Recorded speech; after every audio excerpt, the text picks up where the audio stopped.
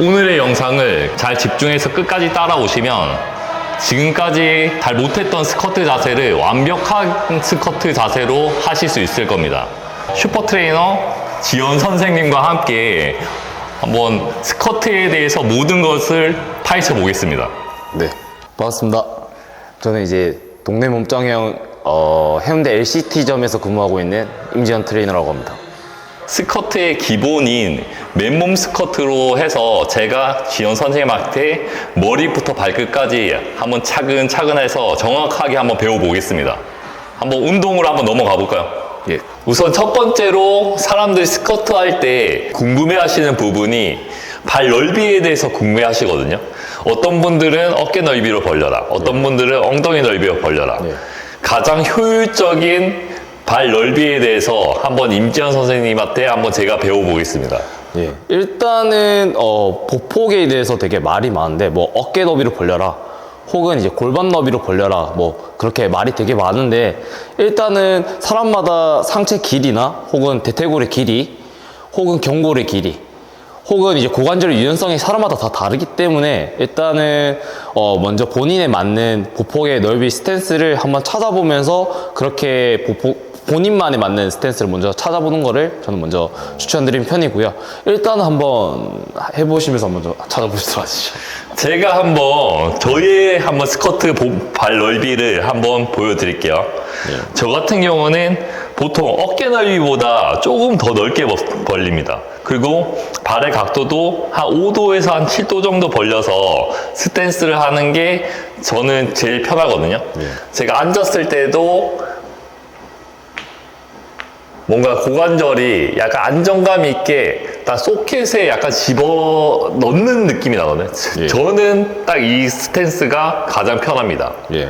일단은 동작으로 보았을 때는 동작이 되게 수직으로 잘 소켓 안에 이제, 그리고 다리의 가랭이 사이에 잘 빠지기 때문에 고관절이, 일단은 고관절 유연성에 맞는 스쿼트 보폭으로서는 저는 개인적으로는 되게 문제 없었다라고 보여지는 것 같습니다. 그러면 본인에 맞는 스쿼트 보폭을 한번 찾아보도록 해볼 건데요. 일단은 한번 매트에 누워서 한번 보도록 하겠습니다. 일단은 스쿼트 보폭을 잡기 이전에 일단은 스쿼트 자세가 다리 가랭이 사이에 엉덩이가 고관절이 빠져야 되기 때문에 일단 누운 상태로 맨 처음에 오금을 한번 잡아 보시겠습니다. 다리 접고 오금을 잡고 그 상태를 명치 쪽으로 한번 쭉 당겨 볼 건데, 당겼을 때 뒤에 엉덩이 뒤에 바닥이 떨어지는 느낌 들면 흔히 우리 스쿼트시 버딩크가 일어났다고 하죠. 네, 그러한 자세이기 때문에 일단 고관절의 유연성이 확보가 되지 않았다라고 보면 되고요. 여기서 천천히 옆으로 점점 다리를 벌리면서 무릎을 쭉 들어 올리면서 나에게 맞는 스쿼트 보폭을 찾아본다고 보시면 될 것 같아요. 처음에 여기서 올렸을 때는 좀 걸리시고 다시 조금 더 옆으로 벌려서 다시 쭉 올리시면 엉덩이가 그대로 붙여 있는 상태에서 쭉 무릎이 올라가는 걸 볼 수 있는데, 또 옆으로 또 쭉, 그렇죠. 그렇게 했을 때 우선적으로 내가 엉덩이가 뜨지 않고 무릎이 올렸을 때 편하게 쭉 끌어올릴 수 있다, 명치 쪽으로. 그게 나에게 맞는 다리 보폭의 넓이라고 보시면 되실 것 같습니다. 또 두 번째로 스쿼트의 절대 원칙 중에 하나인 발바닥이 중요하다고 하는데, 발바닥이 왜 중요한지 궁금해 하시는 분들이 있거든요. 그거에 대해서 근거를 토대로 명확하게 지원 선생님이 좀 얘기해 주시면 좋을 것 같아요. 우리는 이제 지면 위에서 생활을 하기 때문에 일단 우리 몸과 제일 먼저 맞닿아 있는 게 바로 발입니다. 발에 충분한 지지가 이루어지지 않으면 우리는 몸이 흔들리겠죠. 되게 불안하고. 그렇기 때문에 우리는 더 나아가서 지금 저희는 운동을 할 거기 때문에 무게를 들고, 그렇기 때문에 발이 우리의 체중과 우리가 들고 있는 무게의 하중을 견딘 상태에서 우리가 동작을 이루어줘야 되는데, 그렇지 못하면 우리는 흔들리고 또 되게 몸 또한 틀어질 수 있기 때문에 거기서 이제 발의 지지가 되게 많이 중요하다고 보시면 되실 것 같아요. 발을 어떻게 둬야지 가장 효율적이게 두는 건가요? 일단은 발 같은 경우에는 흔히 이거를 발바닥으로 놓고 본다면 엄지발가락과 새끼발가락, 이 파트를 이제 중족골이라고 하는데, 여기를 기점으로 뒤꿈치까지 해서 이 점을 삼각형으로 그렸을 때 이 세 포인트에 이제 적절하게 바닥에 누르는 힘이 고스란히 전달이 돼야 된다라고 보시면 됩니다. 발 한쪽이라도 떠 있으면은 이게 흔들림이 있어서 불안정한 움직임으로 운동을 할 것 같아요. 예, 맞습니다. 특히 고중량 시는 부상의 또 이유도 되겠죠. 예, 맞습니다. 그래서 항상 본드를 발에 붙여 놓은 것처럼 한 지면이랑 발이랑 딱 붙어져 있어야 됩니다. 예, 그래야지 안정적인 움직임으로 효율적으로 운동하실 수 있습니다. 예, 맞습니다. 또 스쿼트에서 궁금해 하시는 부분 중에 하나가 무릎 각도에 대해서 궁금해 하시거든요. 네. 어떤 분들은 무릎이 많이 벌려도 된다. 네. 어떤 분들은 무릎이 좁아져도 된다. 네. 그거에 대해서 한번 기현 선생님이 좀 설명을 해 주시겠어요? 일단은 스쿼트를 실시할 때 일단은 아까 맨 처음에 얘기한 것처럼 이제 다리 가랭이 사이에 고관절이 빠지는 범위에서 내가 편한 범위가 제일 잘 나오는 게 중요한데, 여기서 보통 발과 무릎이 다른 경우가 많습니다. 예를 들면 발목 가동성이 떨어져서 무릎이 모여지는 경우, 혹은 이제 다리가 꼬는 습관으로 인해서 내전근이 단축이 되고 오히려 이제 유연성이 떨어지고, 그리고 엉덩이 근육을 못 쓰면서 이제 무릎이 모여지는 경우, 그런 경우가 되게 많은데, 그런 경우 때는 이제 그러한 부분에서 기능적인 부분을 조금 개선시키고 오히려 스트레칭을 통해서 그런 동작들을 만들어 주면서 이제 나에게 맞는, 오히려 발과 동일하게 발바닥이 떨어지지 않는 그런 이제 무릎 각도를 만든다라고 보시면 됩니다. 그래서 제일 중요한 거는 발에 향한 그 각도와 무릎에 향한 각도가 일치하게끔 잡아주시는 거를 저는 오히려 제일 좋다라고 저는 생각합니다. 발바닥이랑 또 연관이 좀 있는데요. 무릎을 많이 벌리고 내려가게 되면은 발 안쪽이 뜨게 돼 있어요. 예, 맞습니다. 그러면 또 불안정한 움직임이 되겠죠. 예. 안쪽으로 모이게 되면 또 바깥쪽이 뜨게 돼 있습니다. 그렇죠. 무릎은 발끝과 같은 방향으로 움직이면서 동작을 해주셔야지 올바른 움직임으로 안정감 있게 운동하실 수 있습니다. 무게중심을 과연 어디에 둬야 될까에 대해서 궁금해 하시더라고요. 지원 선생님 생각하기에 가장 안정적인 보편적으로는 5대5라고 생각합니다. 앞과 뒤, 중간 다 힘을 주면서 중립을 유지하면서 하는 거를 저는 보편적으로 안정적이다고 생각하는데, 일단은 무게를 들고 저희는 할 거기 때문에, 그래서 솔직히 앞꿈치에 6 정도, 뒤꿈치에 4 정도 저는 두는 거를 좀 생각을 하는 편인 것 같아요. 어쨌든 저희가 일어나면서 발가락의 힘으로 대퇴부의 출력치를 높이면서 일어나면서 우리가 무게를 들어야 되기 때문에, 그래서 오히려 저 같은 경우에는 앞으로 쏠리는 것이 아닌 힘을 주는 것에서 6대4라고 생각하지, 쏠리는 거에 있어서는 저는 크게 중립이라고 생각합니다. 또 상체 자세를 좀 어떻게 해야 되는지 저 또한 이렇게 궁금하거든요. 예. 어떤 분들은 상체를 앞으로 숙여서 하시는 분들도 있고 어떤 분들은 수직으로 세워서 하시는 분들이 있는데, 안정적이게 할 수 있는 상체 자세는 어떻게 될까요?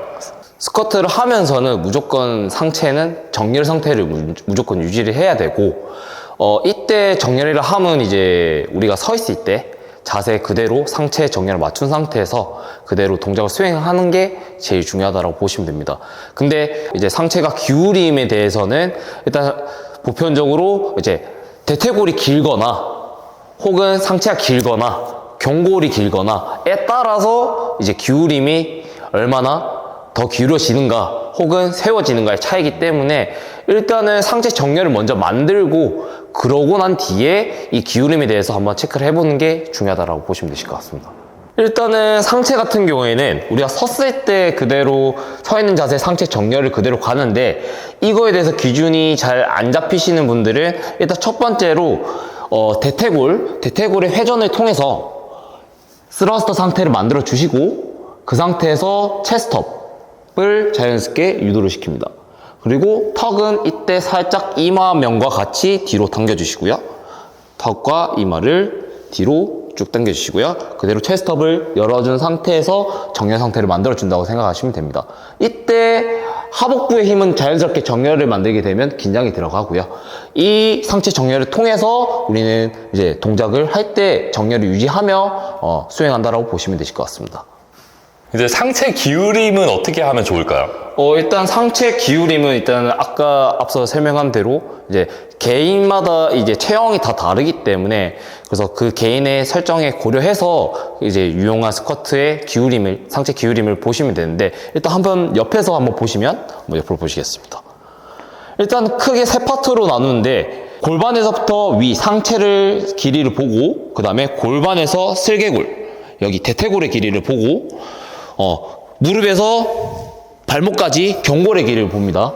근데 여기서 상체 길이가 만약에 대퇴골의 길이보다 길다면 상대적으로 고관절이 빠질 수 있는 범위와 사용이 더 용이하기 때문에 보편적으로 상체를 세우면서 스쿼트하기 되게 좋은 자세. 그래서 하이바 스쿼트 할 때 되게 많이 유용하다고 보면 되고요.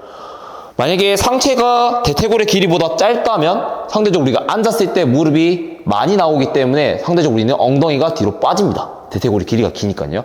그렇게 돼버리면 자연스럽게 허리 부담이 많이 오게 되겠죠.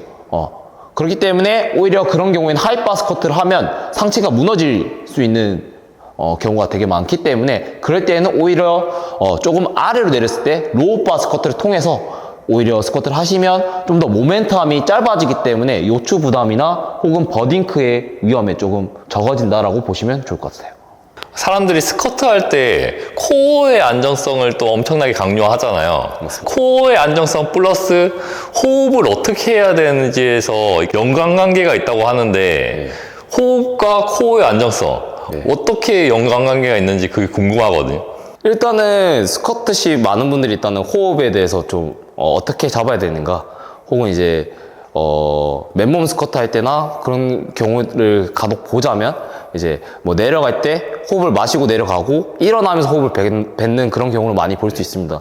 근데 일단은 맨몸으로 할 때는 무게적인 부하가 없기 때문에 약간 유산소성에 효과적으로 본다면 오히려 그렇게 해도 문제는 없어 보이지만 오히려 무게를 다룬다면 이제 관절의 각도 변화가 일어날 때 호흡을 뱉게 되면 오히려 무릎이나 허리 부분에서 부상 위험이 노출되기가 쉽기 때문에 오히려 저 같은 경우에는 복압을 잡은 상태, 흔히 브레싱이라고 하죠. 네, 그런 부분에 잡고 그 다음에 하강하고 일어나고 난 뒤에 호흡을 뱉어주는 것을 저는 오히려 권해드리긴 합니다. 그래서 호흡을 할 때 복압을 잡으면 보통 배가 나오는 경우가 많은데 이때 배와 등, 허리 사이에 풍선이 있다 생각하시고 거기서 이제 이 풍선이 부풀어 오르면 배만 부풀어 오르는 게 아니겠죠. 등도 같이, 허리도 같이 부풀어 오른다 생각하면서 그렇게 복압을 잡아주신다라고 보면 좋을 것 같아요. 보통 맨몸 스쿼트나 가볍게 저중량 고반복을 할 때는 솔직히 말하면은 뭐 호흡법은 중요하지 않습니다. 다만 이게 고중량 저반복을 할 때는 호흡법이 엄청나게 중요한데요. 보통 파워리프팅 선수들 같은 경우는 고중량을 다루다 보면 얼굴이 시뻘개지는 경우를 볼 수 있어요. 예, 맞습니다. 그게 어떻게 보면 호흡을 최대한 들이마신 상태에서 운동을 하기 때문에 얼굴 시뻘개지는 경우가 볼 수 있는데 만약 200kg를 호흡을 들이마시지 않고 하게 되면은 여기 안정성이 떨어집니다. 부하가 걸리겠죠, 이렇게. 부상으로 가는 지름길입니다. 항상 운동하실 때 약간 물속에 들어간다 생각하고 숨을 들이마신 상태에서 배를 때린다 생각하면은 복부가 약간 만져보시면은 앞으로 오히려 이렇게 튀어나온 느낌을 받으실 거예요. 예, 맞습니다. 어떻게 보면 근육벽이 생긴다고 생각하시면 될 것 같은데. 네. 또 궁금한 게 호흡을 100% 다 내뱉는 사람들이 있고 올라왔을 때 어떤 사람들 같은 경우는 반만 내뱉어라. 내려갈 때는 호흡을 참고 복강 내압을 잡고 운동하는 게 맞는데 올라오면서 그래도 숨을 쉬어야 될 거 아니에요. 일단은 호흡을 뱉게 되면 일단은 저희 여기서부터 이제 골반까지 이제 복부에서 호흡할 수 있는 양으로 따지게 된다면 저희는 호흡을 여기서부터 다 쓴다 하더라도 여기에 남기는 호흡은 무조건 남겨둡니다. 거의 2리터로 따지면 약 한 250ml 정도를 여기를 남겨둔다고 보시면 되고요. 근데 일단은 제일 중요한 거는 저희는 일단은 여기를 채운 상태에서 동작 수행하고 무거운 무게를 들고 있기 때문에 최대한 호흡을 다 뱉는다 하더라도 최대한 얘가 무너지지 않는 선에서의 작은 호흡은 남겨둬야 된다라고 저는 생각 들고요. 일단은 못해도 2리터로 본다면 약 한 250ml 그리고 한 500ml 정도는 남겨두는 게 오히려 좀 더 안정적이지 않을까라고 저는 생각 드는 것 같습니다. 그러면 한 60에서 70% 정도만 뱉고 예. 다시 이렇게 숨을 다시 참아야 되겠죠. 예. 내려갈 때는. 예, 맞습니다. 하강 시 도대체 어디까지 내려가는 거에 대해서 궁금해하시는 분들이 있거든요. 예. 일반 사람들이 스쿼트를 한다. 예. 어디까지 내려가야지 가장 효율적인 가동 범위인지. 물론 이제 하체 전반적인 근육군들의 사용에 있어서는 무조건 풀스쿼트가 좋긴 하지만 개인적으로는 고관절의 유연성이 나오지 않는다면 이제 물론 가동 범위도 안 나오고 버딩크도 나오기 때문에 오히려 내가 앉을 수 있는 범위 그리고 고관절이 유연성이 나올 수 있는 범위까지만 맨 처음에 앉아 보시면서 그렇게 범위를 점진적으로 늘려가시는 걸 저는 추천드리고, 거기서 이제 백스쿼트, 바벨 스쿼트를 한다라고 보았을 때 일단은 제일 중요한 거는 안정성이기 때문에 내가 그 근육을 그냥 풀지 않고 내릴 수 있는 범위까지 그 안정감을 토대로 써가면서 점차 늘려나가시는 걸 추천드립니다. 그래서 풀스쿼트가 안 된다고 해서 이제 바벨 스쿼트를 하지 말아야 되냐라고 본다면 저는 그건 아니라고 보고요. 일단 목적성에 따라서 풀스쿼트냐 하프 스쿼트냐 이렇게 나누는 거라고 보기 때문에 저 같은 경우에는 하셔도 무방하지 않을까라고 보여지는 것 같습니다. 가동 범위도 기능적인 운동을 통해서 늘려갈 수 있기 때문에 그 부분에 대해서는 다음 편에 한번 다뤄보겠습니다. 네. 그리고 뭐 팁을 한 가지 드리자면 약간 더 내려갈 수 있는데 못 내려가시는 분들이 있어요. 약간 심리적으로 넘어질까봐. 예. 그런 분들은 어떻게 하면 좋을까요? 저 같은 경우에는 일단은 맨 처음에 폭삭 앉아봐라고 맨 처음에 말씀을 드리고, 그 상태에서 힙이 긴장이 풀리지 않는 선에서 한 20초 내지 30초 정도 한번 앉은 상태로 버텨보라고 합니다. 그렇게 함으로써 약간 뇌에서 내가 이 정도까지 범위를 앉을 수 있다라는 인지를 주기 위해서 저는 보통 그렇게 딜레이 시간을 주고 그렇게 앉아있으라고 많이 큐잉을 드리는 편이고, 그렇게 했을 때 실제로 여러 번을 통해서 본다면 이제 동작 수행할 때 그 범위까지 앉는 거를 볼 수 있는데요. 어쨌든 뇌 학습이 이루어진다면 당연히 그 범위 또한 자연스럽게 내가 내 범위라고 생각하고 앉을 수 있기 때문에 보통 저는 정지 스쿼트, 흔히 다 앉은 상태에서 정지 스쿼트를 좀 길게 가져가서 앉아봐라고 저는 보통 그렇게 많이 시키는 편인 것 같습니다.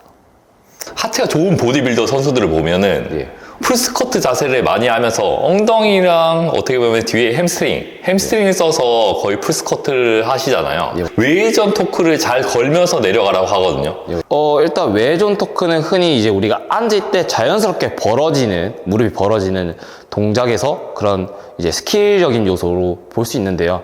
일단은 우리가 자연스럽게 무릎이 벌어지면서 앉게 되면 일단 스쿼트의 목적인 이제 가랭이 사이로 엉덩이 고관절이 빠질 수 있는 범위를 확보를 할 수 있기 때문에 최대한 그 범위 따라서 무릎이 벌어지면서 고관절이 빠지고, 그 부분에 있어서 엉덩이 사용과 그리고 이제 무릎의 외측의 사용을 통해서 약간 외전 토크를 걸어서 일어난다는 얘기는 그때 쓰이는 근육의 출력치를 높이면서 동작을 수행할 수 있기 때문에 솔직히 중량적인 부분에서 다룰 때 조금은 효과적이지 않을까 싶어서 보통 그런 보디빌더 혹은 운동선수분들이 스쿼트 할 때 외전 토크를 걸으라는 얘기를 많이 하는 것 같습니다. 일단 보통 외전 토크를 건다고 하면 일단 자연스럽게 앉으면서 무릎이 벌어지는 형상을 볼 수 있는데, 보통 우리는 임의적으로 먼저 벌리려고 하다 보니 고관절을 대퇴골을 돌림으로써 이렇게 벌리려고 하는 경우가 있는데, 그렇게 돼버리면 이제 말 그대로 무릎에 대한 부담이 큽니다. 혹은 무릎을 돌릴 경우에도 무릎에 대한 부담이 크고요, 내측 관근에. 그렇기 때문에 저희는 자연스럽게 외전 토크를 걸 때는 발의 각을 조금은 큐각을 좀 더 팔자를 만들므로써 조금 외전 토크를 걸기 쉽게 용이하게 무릎에 대한 부담이 안 가게 만들어주는 게 중요하고요. 아까 발의 보폭과 그리고 무릎 각도에 대해서 설명한 것처럼 어쨌든 우리는 무릎과 발의 방향과 일치되게끔 우리가 스쿼트를 해야 되기 때문에 일단은 무릎으로서 돌리기보다는 오히려 발각도를 좀 더 돌림으로써 스쿼트를 수행한다라고 보시면 됩니다. 한번 해보도록 하겠습니다. 무릎을 돌리면서 가겠습니다. 그대로 쭉 앉겠습니다. 보통 여기서도 일어날 때 여기서 앉았고 일어날 때 외전 토크를 거는 경우가 되게 많은데, 만약에 일어나실 경우에 부담이 없다면 저는 그냥 이대로 외전 토크 없이 일어나시기를 추천드립니다. 근데 만약에 중량을 들었을 때 그라인딩 혹은 여기서 드는데 못 드는 경우가 있다면 오히려 외전 토크를 걸어서 엉덩이 근육에 긴장을 주고 그대로 쭉 일어나실 수 있게끔 유도하는 게 외전 토크를 거는 스킬이라고 보시면 되실 것 같습니다. 일단은 외전 토크라는 거는 목적은 스쿼트시 중량을 좀 더 효율적으로 들기 위한 목적으로 하는 거고요.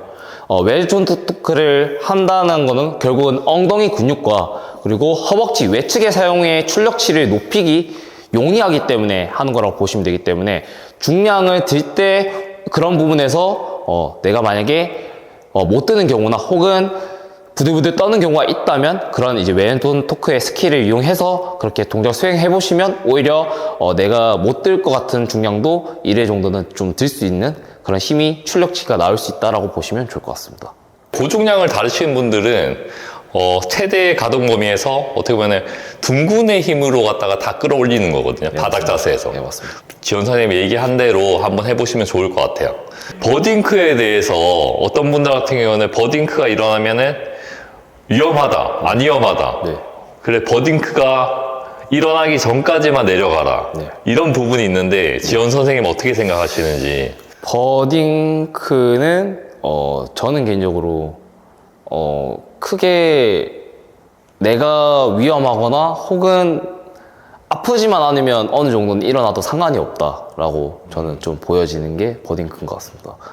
일단은 버딩크란 거는 결국 이제 요추와 고관절이 말리면서 나오는 현상이기 때문에 보통 그런 경우 때는 흉추가 가동성이 잘 안 나오는 경우가 되게 많습니다. 근데 앉았을 때 맨몸 스쿼트 같은 경우에는 크게 요추 부담이나 이런 거 없기 때문에 그런 부분에서는 충분히 해도 상관은 없지만 일단 중량을 들 때는 물론 이제 허리나 무릎에 대한 부담이 크겠죠. 근데 내가 버딩크가 됐는데 거기서 고관절의 이제 조절이 변화가 일어나서 다시 정렬을 만들어서 일어난다면 저는 크게 문제는 없지만 문제는 거기서 내가 그런 조절 능력과 혹은 내 상체가 그걸 무게를 들고 있을 때 버틸 수가 없다면 저는 오히려 안 하시는 걸 추천드립니다. 그래서 흔히 저는 버딩크를 약간 누유라고 하죠. 기름이 새고 있는 자동차를 몰고 있다라고 저는 보여지는 게 버딩크라고 생각해서 오히려 내가 괜찮다면 상관없지만 머지않아 위험이 도사리고 있다라고 생각하시고 그렇게 좀 주의하시면서 하시는 걸 추천드립니다. 하나 지금 당장은 괜찮아도 언젠가는 허리에 부담이 돼서 부상을 당할 수도 있다는 얘기죠. 예, 맞습니다. 예. 이렇게 앉았을 때 허리가 말리고 요추가 말리고 고관절이 말린 상태를 버딩크라고 하는데 이 버딩크 상태에서 일어날 때 허리가 굽으면서 숙여지면서 이렇게 일어나는 경우 때 허리가 많이 다치거나 부상을 당한 경우가 많습니다. 그래서 이러한 경우가 잦다면 저는 오히려 버딩크가 일어나기 전까지 스쿼트 하시는 거를 저는 추천드리고 만약에 이러한 조절 능력 그러니까 고관절이 열면서 허리가 넣고 흉추가 열리면서 이러한 조절 능력이 있다면 저는 오히려 버딩크는 크게 문제되지 않다라고 보여지고요. 근데 가령 이렇게 버딩크가 됐는데 무게가 들고 있다라면 당연히 허리에 부담이 있겠죠. 그렇기 때문에 저는 오히려 여기서 부담이 없는 무게라면 상관없지만 고중량을 다룬다면 저는 오히려 버딩크시 스쿼트는 좀 피해달라 혹은 내가 버딩크가 되지 않는 범위까지만 앉는 것을 추천드립니다. 고중량 스쿼트를 하고 있어도 오늘 저희가 얘기한 스쿼트 자세에 대해서 잘못된 자세로 하고 계시면 다시 초심으로 돌아가서 맨몸 스쿼트부터 차근차근 안정된 올바른 움직임이 나오실 때까지 좀 연습을 하고 고중량을 다시 올라가시면 좋을 것 같습니다.